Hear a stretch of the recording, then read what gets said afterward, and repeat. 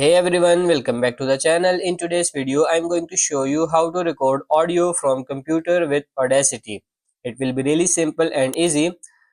First of all, just close off Audacity. Then what you need to do is go and open up your sound settings. So go and right click on the sound icon in the bottom right of your computer and click on sound settings. Or alternatively, just open up the settings and go to sound.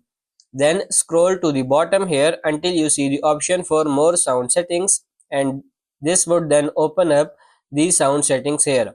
What you need to do is go into recording and you will need to go and right click in an empty space, for example just over the left here, and make sure you select show disabled devices. Once that's selected, scroll down until you go and see stereo mix, and this is basically your computer audio. So right click on it and press enable, and once you've enabled it, then right click on it and go and click on properties and go to listen and make sure listen to this device is disabled like this. Then click OK and press OK again. Now that you have done that, you need to go and open up Audacity. Now in Audacity, you need to go to your recording devices, and that is where you can select what you are recording. Click on audio setup, then go down to recording device and make sure you select stereo mix, just like so.